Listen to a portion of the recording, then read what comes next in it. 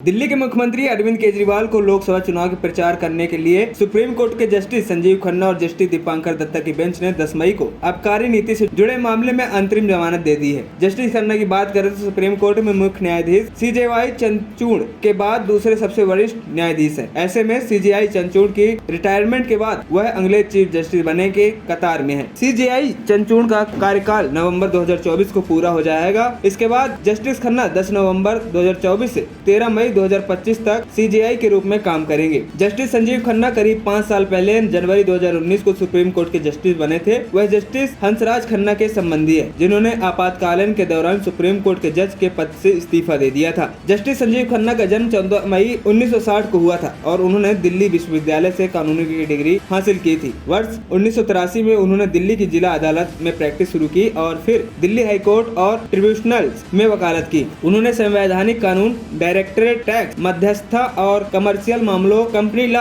भूमि कानून, पर्यावरण और प्रदूषण कानून एवं चिकित्सीय लापरवाही से जुड़े केस में वकालत की है। सुप्रीम कोर्ट की वेबसाइट पर मौजूद जस्टिस खन्ना की डिटेल्स के मुताबिक उन्होंने दिल्ली हाई कोर्ट में एडिशनल पब्लिक प्रोसिक्यूटर और कई आपराधिक मामले में कोर्ट की तरफ से न्याय मित्र के रूप में बहस की थी। टैक्सेशन के मामले में उनकी काफी महारत हासिल मानी जाती है और उन्हें दिल्ली हाई कोर्ट में इनकम टैक्स डिपार्टमेंट के लिए सीनियर स्टैंडिंग काउंसिलिंग के रूप में 7 साल तक काम किया है। अप्रैल 2024 में जस्टिस खन्ना के voter verifiable paper audit trail VVPT और इलेक्ट्रॉनिक वोटिंग मशीनों EVM में डाले गए वोटों में क्रॉस वेरिफिकेशन से जुड़ी याचिका को खारिज कर दिया था। उन्होंने अपने फैसले में EVM की पवित्रता और देश के चुनाव आयोग पर भरोसे को लेकर विस्तार से लिखा है। मार्च में जस्टिस खन्ना की अध्यक्षता वाली बेंच ने चुनाव आयोग की नियुक्ति से जुड़े कानून पर रोक लगाने से जुड़ी याचिका को खारिज कर दिया था। उन्होंने कहा था कि इस साल होने वाले लोकसभा चुनाव को देखते हुए रोक लगाना सही नहीं है। हालांकि अदालत ने जल्दबाजी में चुनाव आयुक्तों की नियुक्ति के लिए भी सरकार की आलोचना की थी। जस्टिस खन्ना की अगुवाई वाली पीठ ने मार्च 2023 में शराब नीति मामले में BRS नेता और तेलंगाना